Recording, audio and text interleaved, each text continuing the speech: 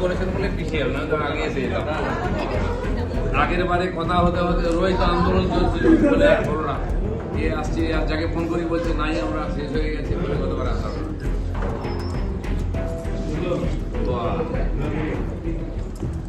ভারত মাতা কি, সবাইকে দলের আরেকবার শুভেচ্ছা। যারা মাছ খায় না তাদের জন্য নির্বাচন রাস্তা থেকে রিসিভ করে নিয়ে এসেছি, দায়িত্বটাই। হ্যাঁ বসুন, সবার তো বসার জায়গা নেই, দাঁড়িয়ে থাকো।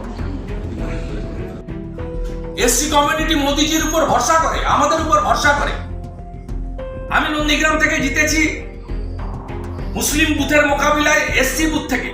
ওরা যদি 700-তে 700 ভোট মমতাকে দিয়েছে মুসলিম বুথে, আমি শিডিউল কাস্ট বুথে 700-তে 690টা ভোট পেয়েছি। আমরা দায়বদ্ধ, আমাদের লোককে মারবেন, এদের ভগবানের চোখে দেখা হয় এসসি কমিউনিটির পিপুলসদের। আপনি 5টা গ্রামকে সাসপেন্ড করে রেখে দিয়েছেন ইন্টারনেট। আপনি ধারা 163 আমরা জানতে চাইবো না? কোথায় জানতে চাইবো আমরা? লাইভ স্ট্রিমিং করেন না, কি বলছি কেন বলছি কেউ জানতে পারছে না। ক্যামেরা আগে ঢুকতো, বাইরে বের করে দিয়েছেন। রাস্তায় গিয়ে বলবো, এখন আজকে নতুন দেখলাম কলকাতা পুলিশের মহিলা বাহিনী পাঠিয়ে দিচ্ছেন ধাক্কা মারার জন্য। বেশিরভাগ বিধায়কই প্রথমবার জিতে এসছেন, দ্বিতীয়বার জেতার জন্য প্রস্তুতি শুরু করতে বললাম আর কি। বিশেষ কোনো দাওয়াই জনসংযোগ করার কথা বলবে? জনসংযোগ তো করতেই হয়, সারা বছর করতে হয়, কিন্তু নির্বাচনকে কেন্দ্র করে জনসংযোগের অন্যরকম হয়, সেই জন্য সেইভাবে প্রস্তুতি নেওয়ার জন্য কথাবার্তা হলো। মাঝে মধ্যে কি এবার যেহেতু 2026-এর নির্বাচন, মাঝে মধ্যে কি বসতে হবে বা আসা? বিধানসভায় আমি বিধানসভায় সদস্য ছিলাম, চলে যাওয়ার পরেও প্রত্যেকটি বিধানসভা অধিবেশনে প্রায় একবারে আমি আসি, খালি বিধায়কদের সঙ্গে নয় আপনাদের সঙ্গেও দেখা করতে আসি। তো সেই পারপাসে আগের সত্র ঠিকমতো চলেনি, সবাইকে পাওয়া যায়নি, ইচ্ছা ছিল, আসা হয়নি। এবারেও আসার ইচ্ছা ছিল আমার। মাননীয় আমাদের দলনেতা বিধানসভায় তিনি নিজে আমাকে বললেন যে অমুক দিন আমি থাকবো, ওই দিন আসুন, একসঙ্গে খাওয়া দাওয়া করা যাবে, দেখা হবে। এই আজকের ডেটটা আগের থেকে ঠিক ছিল, সেই হিসাবে এসেছিলাম, একসঙ্গে হয়ে গেল কথাবার্তা সব। জেলায় জেলায় যাবেন এইসব বিধানসভা কেন্দ্রগুলো? আপাতত তো একদম জেলায় আমি যেমন যাই জেলায় সেটা ঘুরতেই থাকি, রাজনীতিক অরাজনীতিক সব ধরনের অনুষ্ঠানে যাই, কিন্তু পার্টির প্রোগ্রাম আগে জোন অনুযায়ী, বিভাগ অনুযায়ী, জেলা অনুযায়ী আস্তে আস্তে হবে। আমি আর শুভেন্দুদা একসঙ্গে অনেক জায়গায় থাকবো, আলাদা আলাদাও থাকবো। আমাদের রাজ্য সভাপতি আছেন, তিনিও কিছু জেলায় যাবেন। আন্দোলনাত্মক যে প্রোগ্রাম হবে সেখানে কোথাও এক জায়গায়, কখনো আলাদা, সবাই মিলে রাস্তায় নামবো। জনসম্পর্ক করার অনেক মাধ্যম আছে, আগের থেকে চলে আসে, কিছু নূতন হয়। আমি রাজনীতিতে নূতন এসেছিলাম, আমার যেটা মনে হয়েছে সমাজের কাছে যাওয়ার জন্য যেটা করা উচিত সেটা আমি করেছিলাম, তাতে আমরা লাভ পেয়েছি বলে এতজন বিধায়ক সামনে এসেছেন। তো সেই জন্য প্রত্যেকের নিজের এলাকায় ভৌগোলিকভাবে, সামাজিকভাবে, সাংস্কৃতিকভাবে বৈচিত্র্য আছেই, মানুষের রুচিও আলাদা আছে।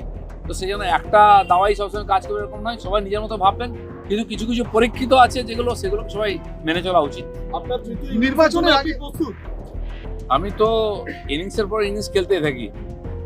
একজন খেলোয়াড় সব প্রস্তুতির জন্য প্রস্তুত থাকে, সব পিচ, সব মাঠের জন্য প্রস্তুত থাকে।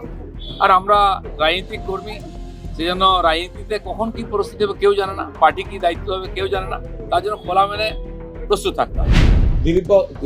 দিলীপ ঘোষ তিনি তার কথা বলেছেন, এটা তো অন্য দলের ব্যাপার, বলতে পারবো না। তিনি বিজেপির একসময় সভাপতি ছিলেন, বিজেপির তারপর সর্বভারতীয় সহসভাপতি ছিলেন, সেখান থেকে তার দলই তাকে বারবার সরিয়েছে। তিনি মেদিনীপুরের সাংসদ ছিলেন, তাকে মেদিনীপুর কেটে দিয়ে দুর্গাপুরে নিয়ে গিয়ে হারিয়েছে। ফলে তার দলের মধ্যেই তো তার বহু শত্রু রয়েছে যাকে দ্বারা তাকে কাজ করতে দেন না। এটা তাদের ব্যাপার, তাদের অভ্যন্তরীণ বিষয়ে কোনো মন্তব্য করবো না। আরেকটা বিষয় বলছেন যে আমি মন্দির গিয়ে দাঁড়াই না, ধর্ণা দিই না, কারো বাড়ির সামনে হাত জোর করে দাঁড়াই না, আমি পেটের জন্য রাজনীতি করি না। এটা সম্পূর্ণ তাঁর ব্যাপার, ব্যক্তিগত ব্যাপার। এটা আসলে দিলীপবাবুকে, উনি অন্য দলের ব্যাপার, অন্য দলের ভেতরের ব্যাপার নিয়ে আমরা বলতে চাই না। কিন্তু এটা ঘটনা যে আমরা যেটুকু দেখেছি যে দিলীপ ঘোষকে যেভাবে বারবার বিজেপি অপমান করেছে, তো সেক্ষেত্রে তিনি হয়তো তার সেই জায়গা থেকে তিনি তার কোনো বক্তব্য রেখেছেন, কারণ তিনি রাজ্য সভাপতি ছিলেন এক সময়, সর্বভারতীয় সহসভাপতি ছিলেন, সেগুলো থেকে সরিয়েছে। মেদিনীপুরের এমপি ছিলেন, তাকে কেটে দিয়ে, তার অনিচ্ছায় কেটে দিয়ে দুর্গাপুরে পাঠিয়ে তাকে হারিয়েছে। ফলে সেই জায়গা থেকে দিলীপবাবু তার নিজের কথা বলেছেন, তিনি অন্য দলের নেতা, তার বিষয়ে আমি কোনো কথা বলবো না। আজকে যে বিজেপি বলছে একসঙ্গে লড়বো, মানে আজকে বিধানসভা বিজেপির একসঙ্গে বলে কিছু হয় না।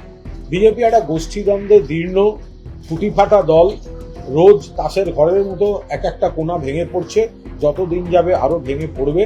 তো সুতরাং বিজেপির মিলেমিশে বলে কিছু হয় না, আর ওরা মিলে থাকুক আলাদা থাকুক, ভোটে হারবে, কারণ বিজেপির আইডিওলজিক্যালি বাংলার মানুষ ওদের দৃষ্টিভঙ্গিটা পছন্দ করেন না। ওরা বঙ্গ বিরোধী, বঙ্গ সংস্কৃতির বিরোধী, বাংলাকে আর্থিকভাবে বঞ্চনা করে, বাংলাকে সম্মান দেয় না।